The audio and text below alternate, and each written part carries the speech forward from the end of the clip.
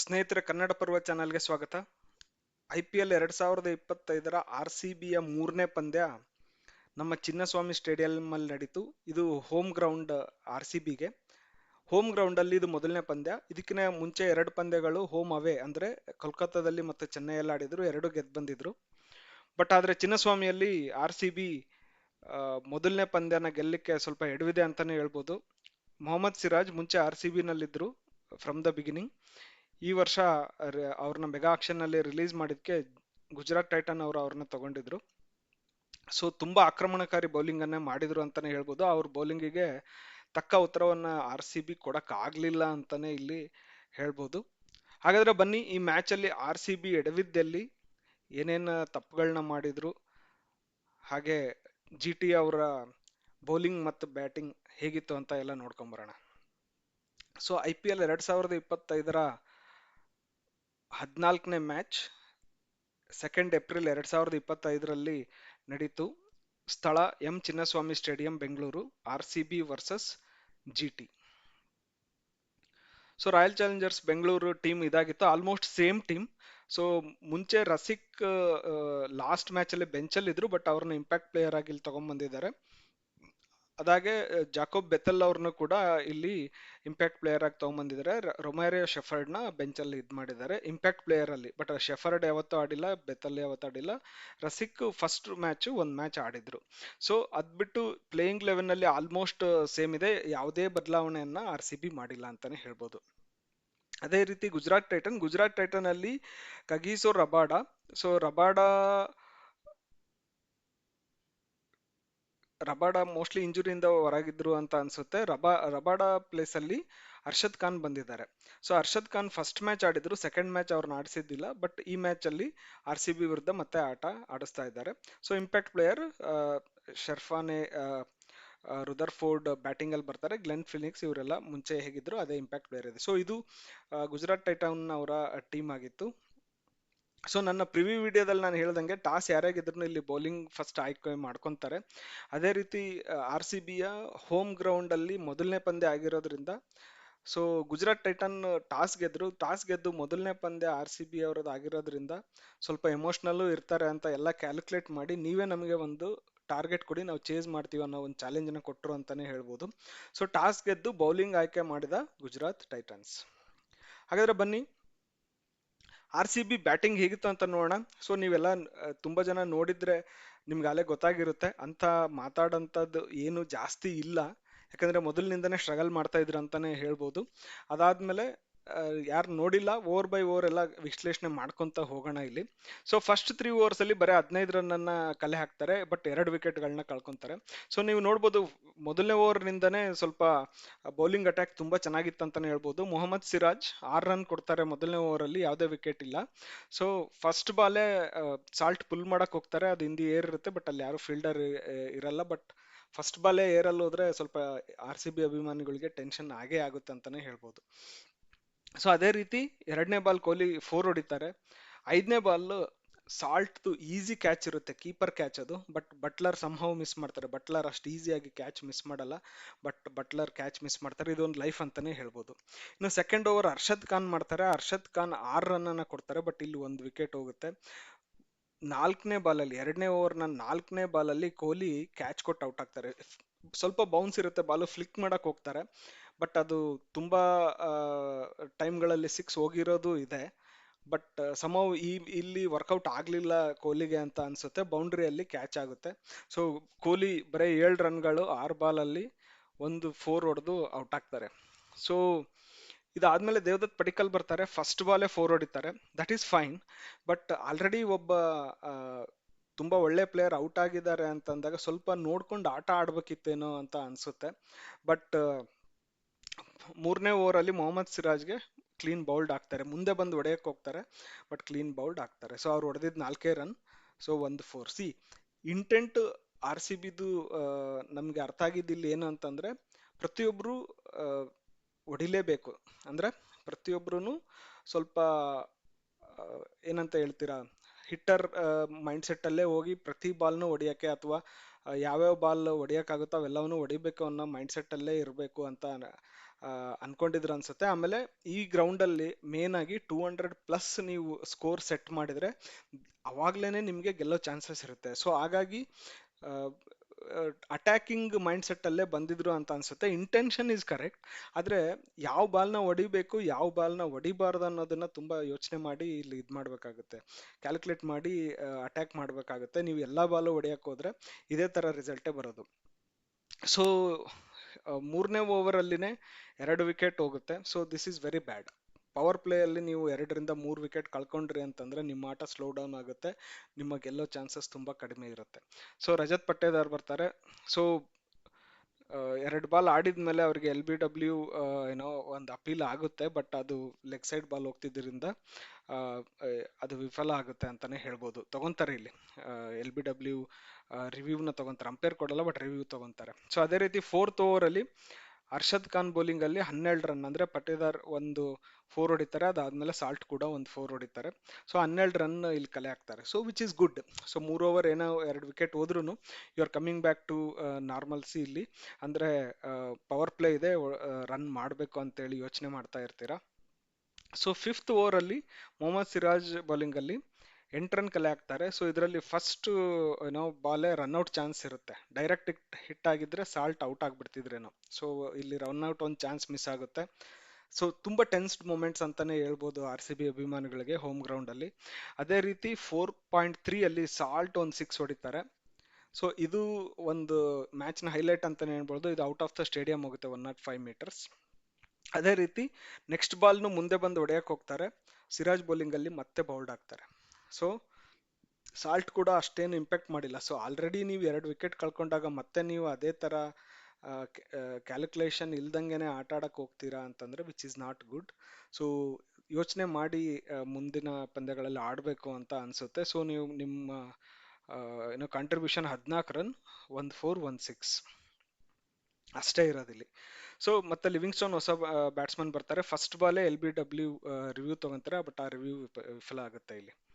So 6th over ಅಲ್ಲಿ ಇಲ್ಲಿ ನೋಡಿ, ಇಲ್ಲಿ 8 ರನ್ ಅಷ್ಟೇ 5th ಓವರ್ ಅಲ್ಲಿ. 6th ಓವರ್ ಅಲ್ಲಿ 3 ರನ್. ಪ್ರಸಿದ್ಧ ಕೃಷ್ಣ ತುಂಬಾ ಒಳ್ಳೆ ಬೌಲಿಂಗ್ ಮಾಡ್ತಾರೆ. ಫಸ್ಟ್ ಬಾಲ್ ಅಲ್ಲೇ ಏನೋ ಲೀಡಿಂಗ್ ಎಡ್ಜ್ ಆಗಿ ಏರಲ್ಲಿ ಇರುತ್ತೆ, ಬಟ್ ಫೀಲ್ಡರ್ ಯಾರು ಹತ್ರ ಅಲ್ಲಿ ಇರ್ಲಿಲ್ಲ, ಆದ್ರಿಂದ ಪಟೇದಾರ್ ಸೇವ್ ಆಗ್ತಾರೆ. ಸೊ ಅಗೇನ್ ಮತ್ತೆ ಏರಲ್ಲಿ ಹೋಗುತ್ತೆ, 1 ರನ್ ತಗೊಂತಾರೆ. ಅತ್ಯುತ್ತಮವಾದ ಬೌಲಿಂಗ್ ಅಂತಾನೆ ಹೇಳ್ಬೋದು. ಇನ್ನು ಉಳ್ಕಿದ ಎಲ್ಲಾ ಬಾಲ್ಗಳು ಆಲ್ಮೋಸ್ಟ್ ಬ್ಯಾಟ್ಸ್ಮನ್ ಮುಟ್ಟಕ್ ಹೋದ್ರೆ ಬೀಟ್ ಆಗ್ತಾ ಇತ್ತು. ಸೊ ಅಷ್ಟು ಚೆನ್ನಾಗಿ ಮಾಡ್ತಾರೆ. ಸೊ ಪವರ್ ಪ್ಲೇನಲ್ಲಿ 38ಕ್ಕೆ 3. ಸೊ ಇಲ್ಲೇನೆ ಅರ್ಧ ಮ್ಯಾಚ್ ನಾವು ಸೋತ್ವಿ ಅಂತ ಏನೋ ಅಂತ ನನಗೆ ಅನ್ಸುತ್ತೆ. ಯಾಕಂದ್ರೆ 200+ ಟಾರ್ಗೆಟ್ಗೆ ನೀವು 3 ವಿಕೆಟ್ ಕಳ್ಕೊಂಡ್ರೆ ಹೇಗ್ ಮಾಡ್ತೀರಾ, ರೈಟ್? ಸೊ 7 to 10 overs ಇಲ್ಲಿ ಅಂತ ಏನೂ ಇಲ್ಲ. ಸೊ 6.2 ನಲ್ಲಿ ಪಟ್ಟೇದಾರ್ LBW ಆಗಿ ಔಟ್ ಆಗ್ತಾರೆ ಇಶಾಂತ್ ಶರ್ಮಾಗೆ. ಸೊ ಈ ಓವರಲ್ಲಿ 10 ರನ್ ಬರುತ್ತೆ. ಸೊ ಮತ್ತೆ ಪ್ರಸಿದ್ಧ ಕೃಷ್ಣ 8th ಓವರ್ 1 ರನ್ ಕೊಡ್ತಾರೆ, ತುಂಬಾ ಒಳ್ಳೆ ಬೌಲಿಂಗು. ಸೊ 9th ಓವರ್ ಅಲ್ಲಿ 17 ರನ್ ಇದು ಕಲೆ ಹಾಕ್ತಾರೆ. ಜಿತೇಶ್ ಶರ್ಮಾ ಹೊಸ ಬ್ಯಾಟ್ಸ್ಮನ್ ಬರ್ತಾರೆ. ಫಸ್ಟ್ ಬಾಲೇ ಬಂದು ಫಸ್ಟ್ ಓವರಲ್ಲೇ 4 ಹೊಡಿತಾರೆ. ಅದಾದ್ಮೇಲೆ 17ನೇ ಓವರಲ್ಲಿ ಇಶಾಂತ್ ಶರ್ಮಾಗೆ ಅಟ್ಯಾಕ್ ಮಾಡ್ತಾರೆ, 1 6 2 4 ಇಂದ. ಸೊ 10th ಓವರಲ್ಲಿ ಅಗೇನ್ ಪ್ರಸಿದ್ಧ ಕೃಷ್ಣ 7 ರನ್ ಕೊಡ್ತಾರೆ. ಸೊ ಇದು 9.2 ಇದರಲ್ಲಿ ಲಿವಿಂಗ್ಸ್ಟನ್ಗೆ ಹೆಡ್ಜ್ ಆಗಿ ಆಲ್ಮೋಸ್ಟ್ ಕೀಪರ್ಗೆ ಕ್ಯಾಚ್ ಆಗೋ ಚಾನ್ಸಸ್ ಇರುತ್ತೆ, ಬಟ್ ಅದು ಸ್ವಲ್ಪ ಮೇಲೆ ಹೋದ್ರಿಂದ ಮಿಸ್ ಆಗುತ್ತೆ. 4 ರನ್ ಸಿಗುತ್ತೆ ಇಲ್ಲಿ. ಸೊ ಇಲ್ಲಿ ಒಂದು ರನ್ ಡೈರೆಕ್ಟ್ ಹಿಟ್ ಆಗಿದ್ರೆ ಲಿವಿಂಗ್ಸ್ಟನ್ ರನ್ಔಟ್ ಆಗ್ತಾ ಇದ್ರು. ತುಂಬಾ ಚಾನ್ಸಸ್ ಸಿಕ್ಕಿದೆ ಅಂತಾನೆ ಹೇಳ್ಬೋದು. ಅದೇ ರೀತಿ ಸೊ 10 ಓವರ್ ಆದಾಗ ನಿಮಗೆ 73ಕ್ಕೆ 4.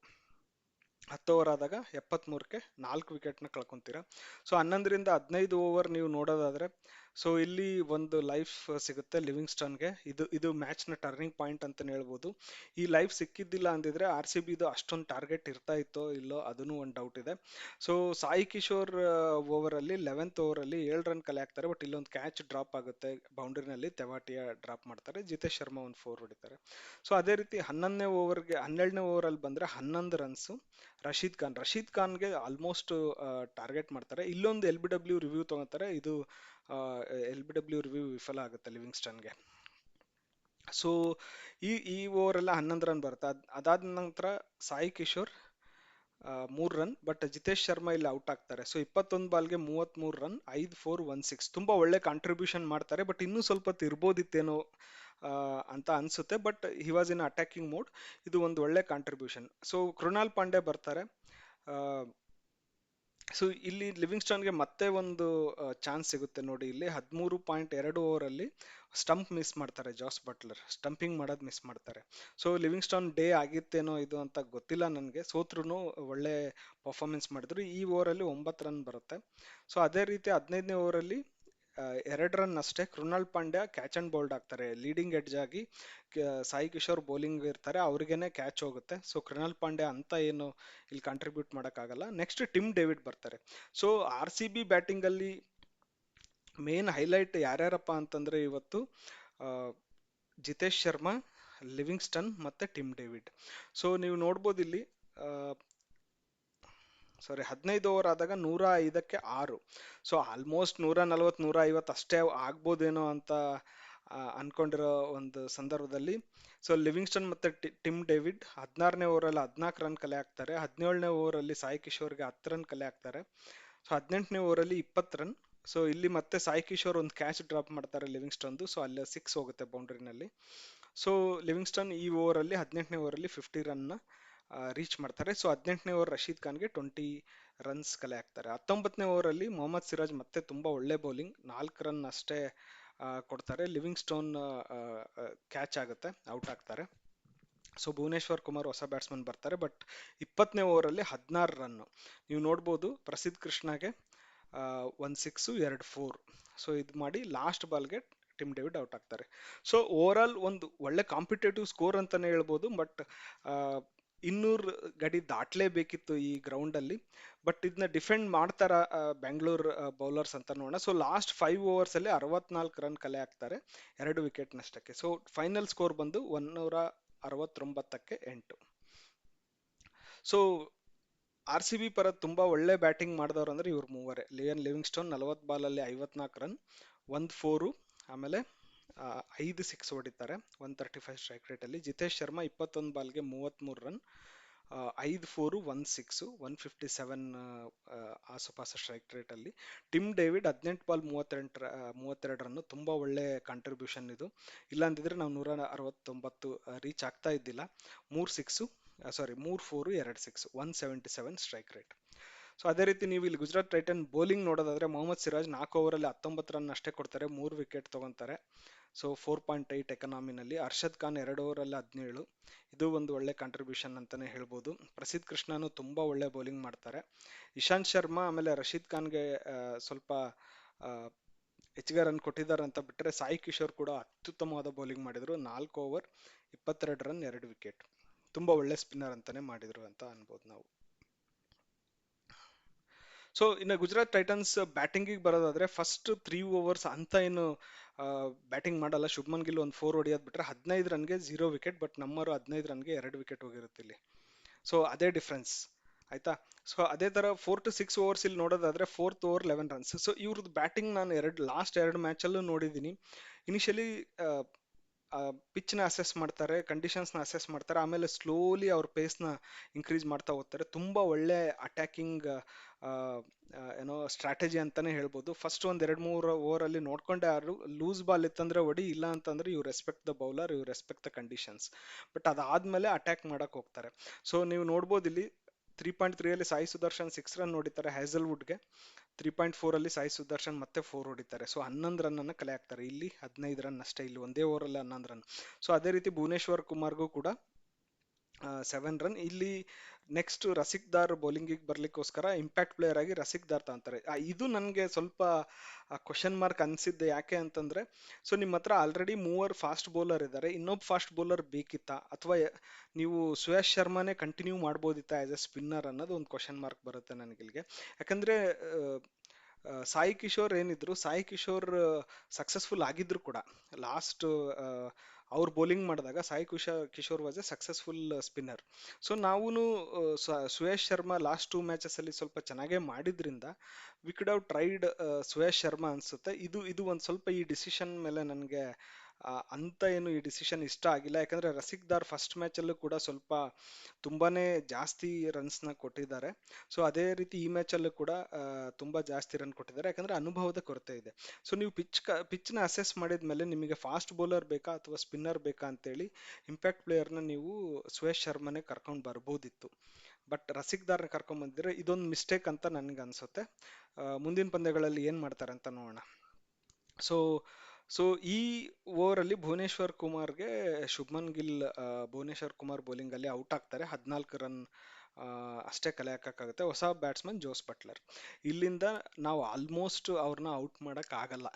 ಸೊ ಟಾಪ್ 3 to 4 ಬ್ಯಾಟ್ಸ್ಮನ್ಸೇ ಚೇಸ್ ಮಾಡಾಕ್ತಾ ಇದ್ದಾರೆ ಆಲ್ಮೋಸ್ಟ್ 160 to 200 ರನ್ಸ್ನ. ಸೊ ನಾನು ನನ್ನ ಪ್ರಿವ್ಯೂವಲ್ಲೂ ಹೇಳಿದ್ದೆ, ಲಾಸ್ಟ್ 2 ಮ್ಯಾಚಲ್ಲೂ ಕೂಡ ಒಂದರಲ್ಲಿ 240+ ರನ್ನ ಚೇಸ್ ಮಾಡಿದ್ದಾರೆ, 240+ ರನ್ನ. ಇನ್ನೊಂದರಲ್ಲಿ ಹತ್ತತ್ರ 200 ರನ್ನ ಅವರೇ ಫಸ್ಟ್ ಬ್ಯಾಟಿಂಗಲ್ಲಿ ಹೊಡೆದಿದ್ದಾರೆ. ಯಾರು? ಗುಜರಾತ್ ಟೈಟನ್ಸ್. ಎಲ್ಲ ಹೊಡೆದಿರೋದು ಟಾಪ್ 4 to 5 ಬ್ಯಾಟ್ಸ್ಮನ್ಸ್ ಅಷ್ಟೇ. ಸೊ ಹಾಗಾಗಿ ನಾವು 200+ ಕೊಡಲೇಬೇಕಿತ್ತು. ಸೊ ಸಿಕ್ಸ್ತ್ ಓವರಲ್ಲಿ 9 ರನ್ಸ್ ಬರುತ್ತೆ ಯಶ್ ದಯಾಳ್ ಓವರಲ್ಲಿ.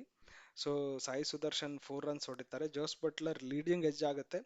ವಿರಾಟ್ ಇಂದ ಸ್ವಲ್ಪ ದೂರ ಬೀಳುತ್ತೆ ಆ ಬಾಲು, ಇಲ್ಲಾಂದ್ರೆ ಜಾಸ್ ಬಟ್ಲರ್ ಅವಾಗ್ಲೇನೆ ಔಟ್ ಆಗ್ಬೇಕಿತ್ತು. ಬಟ್ ಇವತ್ತಿನ ಡೇ ಗುಜರಾತ್ ಟೈಟನ್ಸ್ ಆಗಿತ್ತು ಅಂತಾನೆ ಹೇಳ್ಬೋದು. ಸೊ 7 to 10 ಓವರಲ್ಲಿ ಇಲ್ಲಿ ನೋಡ್ಬೋದು 10 ರನ್ಸ್.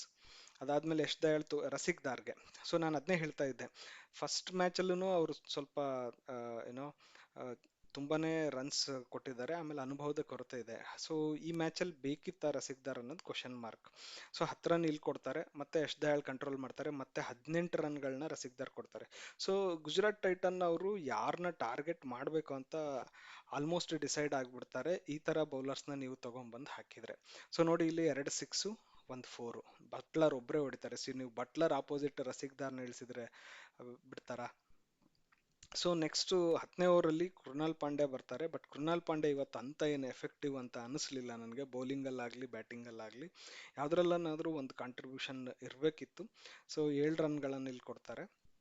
ಸೊ 10 ಓವರ್ ಆದಾಗ 82ಕ್ಕೆ 1 ಆಯ್ತಾ. ಸೊ ನಮ್ದು ಆಲ್ಮೋಸ್ಟ್ 50 60ಕ್ಕೆ 4 ವಿಕೆಟ್ ಹೋಗ್ಬಿಟ್ಟಿತ್ತು ಅಂತ ಅನ್ಸುತ್ತೆ ನನಗೆ 10 ಓವರ್ ಆದಾಗ. So 11 to 15 overs. ಮತ್ತೆ ಯಶ್ ದಯಾಳ್ ಇಲ್ಲಿ 6 ರನ್ಸ್ ಅಷ್ಟೇ ಕೊಡ್ತಾರೆ. ಮತ್ತೆ ಕೃಣಾಲ್ ಪಾಂಡೆ 17 ರನ್ ಕೊಡ್ತಾರೆ 12th ಓವರಲ್ಲಿ. ಸೊ 13th ಓವರಲ್ಲಿ ಸಾಯಿ ಸುದರ್ಶನ್ ಹ್ಯಾಸಲ್ವುಡ್ನ ವಿಕೆಟ್ ಬೇಕಂತಾನೆ ನೆಕ್ಸ್ಟ್ 3rd ಓವರ್ ಮಾಡಿಸ್ತಾರೆ. ಅವಾಗ ಸಾಯಿ ಸುದರ್ಶನ್ ಔಟ್ ಆಗ್ತಾರೆ ಕ್ಯಾಚ್ ಕೊಟ್ಟು, ಕೀಪರ್ ಕ್ಯಾಚ್ ಕೊಟ್ಟು. ಬಟ್ ಕಾಂಟ್ರಿಬ್ಯೂಷನ್ ನೋಡಿ ಇಲ್ಲಿ 49 ರನ್. ಸಾರಿ, ಇದು 14 ಬಾಲ್ ಅಲ್ಲ, 30+ ಬಾಲ್ ಏನೋ ಇರಬೇಕು. ಸೊ 7 4 1 6 ಇದೆ. ಸೊ ಹೊಸ ಬ್ಯಾಟ್ಸ್ಮನ್ ರುದರ್ಫೋರ್ಡ್ ಬರ್ತಾರೆ, ಇವ್ರು ಇಂಪ್ಯಾಕ್ಟ್ ಪ್ಲೇಯರ್. ಬಂದವರೇ ಏನೋ ಆ ಓವರಲ್ಲಿ 4 ಹೊಡಿತಾರೆ. ಸೊ ಅದಾದ್ಮೇಲೆ ಮತ್ತೆ ಕೃಣಾಲ್ ಪಾಂಡೆ ಮತ್ತೆ 11 ರನ್ಸ್ ಕೊಡ್ತಾರೆ. ಕೃಣಾಲ್ ಪಾಂಡೆ ಸ್ವಲ್ಪ ಕಾಸ್ಟ್ಲಿ ಆಗ್ತಾ ಇದ್ದಾರೆ ಇಲ್ಲಿ. ಸೊ ಯೋಚನೆ ಮಾಡ್ಬೇಕು ಅವರು ಯಾವ ಯಾವ ಫೇಸಲ್ಲಿ ಅವ್ರನ್ನ ಯೂಸ್ ಮಾಡ್ಕೋಬೇಕು, ಯಾವ ಥರ ಯೂಸ್ ಮಾಡ್ಕೋಬೇಕಂತನೂ ಮುಂದಿನ ದಿನಗಳಲ್ಲಿ ಯೋಚನೆ ಮಾಡಬೇಕು. ಸೊ ಅದಾದ್ಮೇಲೆ 15th ಓವರಲ್ಲಿ ಲಿವಿಂಗ್ಸ್ಟನ್ ಬೌಲಿಂಗ್ ಬರ್ತಾರೆ, 12 ರನ್ ಕೊಡ್ತಾರೆ. ಸೊ ಆಲ್ಮೋಸ್ಟ್ 15th ಓವರ್ ಅಷ್ಟೊತ್ತಿಗೆ ನಮಗೆ ಗೊತ್ತಾಗೋಗ್ಬಿಡ್ತು ಅವ್ರು ಔಟ್ ಆಗೋ ಚಾನ್ಸಸ್ ಅಲ್ಲಿ ಇಲ್ಲ, ತುಂಬಾ ಚೆನ್ನಾಗಿ ಆಡ್ತಾ ಇದ್ದಾರೆ ಅಂತೇಳಿ. ಸೊ ಜಾಸ್ ಬಟ್ಲರ್ ಈ ಓವರಲ್ಲಿ 12 ರನ್ ಹೊಡಿತಾರೆ, 50 ರನ್ ಕೂಡ ರೀಚ್ ಮಾಡ್ತಾರೆ. So after 15 overs 134 for 2. So 16 to 18 over, 18th ಓವರ್ಗೆ ಮ್ಯಾಚ್ ಅನ್ನ ಮುಗಿಸಿ ಹಾಕ್ತಾರೆ. ಮತ್ತೆ ಇಲ್ಲಿ 16th ಓವರ್ ರಸಿಕ್ ದಾರ್ಗೆ ಕೊಡ್ತಾರೆ, which is of no use. ಆಯ್ತಾ, ಯಾರಿಗಾದ್ರೂ ಕೊಡ್ಬೋದು ನೀವಲ್ಲಿ. ಆಮೇಲೆ ಭುವನೇಶ್ವರ್ ಕುಮಾರ್ 9, ಆಮೇಲೆ ಲಾಸ್ಟಿಗೆ ಸಾರಿ, ಇದು ಸುಯಶ್ ಶರ್ಮಾ ಅಲ್ಲ, ಹೇಸಲ್ವುಡ್ ಟೈಪ್ ಮಿಸ್ಟೇಕ್ ಆಗಿದೆ, 20 ರನ್ ಕೊಡ್ತಾರೆ. ಸೊ ಅದೇ ಓವರಲ್ಲಿ 20 ರನ್ಗಳನ್ನ, ಇಲ್ಲಿ 29 ಬಾಲಿಗೆ 24 ರನ್ ಬೇಕಿರುತ್ತೆ. ಬಟ್ 18ನೇ ಓವರ್ ಪ್ರಾರಂಭದಲ್ಲಿ 20 ರನ್ಗಳು ಬೇಕಿರುತ್ತೆ 18 ಬಾಲಲ್ಲಿ. ಒಂದೇ ಓವರಲ್ಲಿ ಮುಗಿಸಿ ನಡಿ ಅಂತಾರೆ ಅವರು. ಸೊ ಟಾರ್ಗೆಟ್ 170 ರೀಚ್ ಆರಾಮಾಗಿ ಆಗುತ್ತೆ.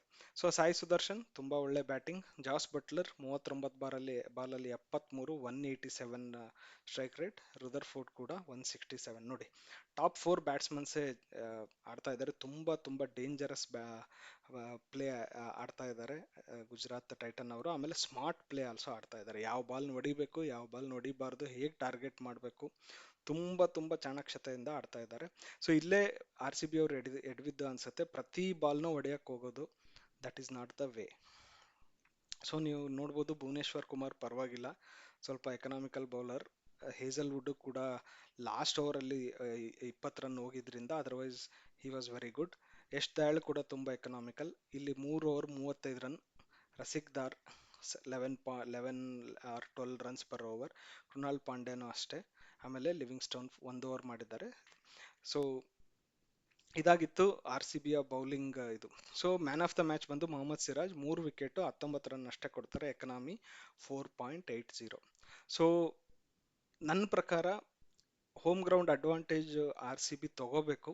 ಯಾಕಂತಂದ್ರೆ ಹೋಮ್ ಗ್ರೌಂಡ್ ಅಲ್ಲಿ ನೀವು ಭಾಳ ಮ್ಯಾಚ್ನ ಗೆಲ್ಬೇಕಿರುತ್ತೆ, ಯಾಕಂದ್ರೆ ಕಂಟ್ರೋಲ್ ನಿಮ್ಮ ಹತ್ರ ಇರುತ್ತೆ. ಬಟ್ ಅಷ್ಟು ಈಸಿ ಅಲ್ಲ, ಯಾಕಂದ್ರೆ ಸಣ್ಣ ಗ್ರೌಂಡ್ ಕೂಡ ಬ್ಯಾಟ್ಸ್ಮನ್ಸ್ ಪ್ಯಾರಡೈಸ್ ಇದು. ಬಟ್ ನಿಮ್ಮ ಗ್ರೌಂಡಲ್ಲಿ ನೀವು ಕಂಡೀಷನ್ಸ್ನ ಅಸೆಸ್ ಮಾಡಲಿಲ್ಲ ಅಂದ್ರೆ ಇನ್ಯಾರು ಮಾಡ್ತಾರೆ?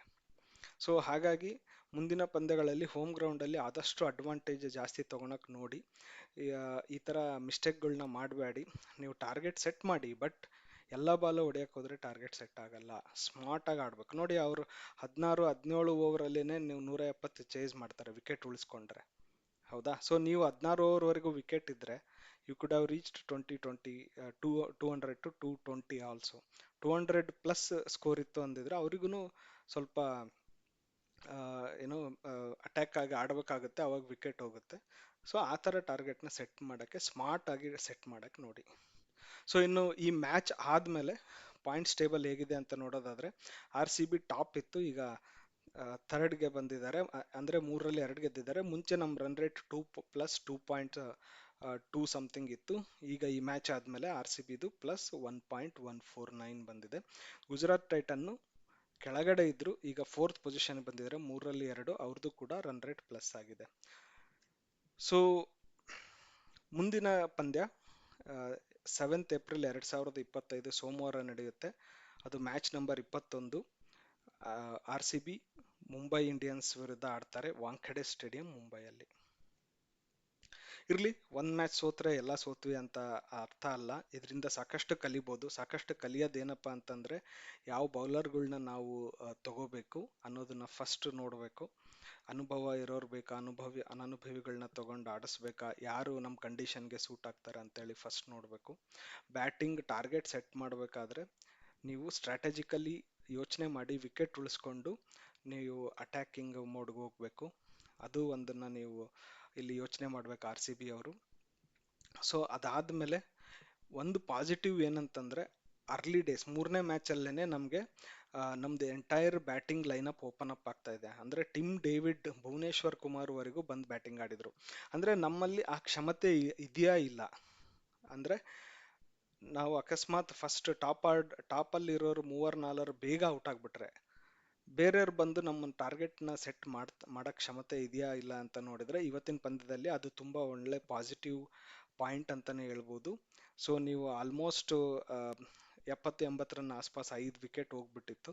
ಬಟ್ ನೀವು 170ವರೆಗೂ ರೀಚ್ ಮಾಡ್ತೀರಾ ಸ್ಕೋರ್ನ ಅಂತಂದ್ರೆ ನಿಮ್ಮ ಮಿಡ್ಲ್ ಆರ್ಡರ್ ಸ್ಟ್ರಾಂಗ್ ಇದೆ ಅಂತಾನೆ ಅರ್ಥ.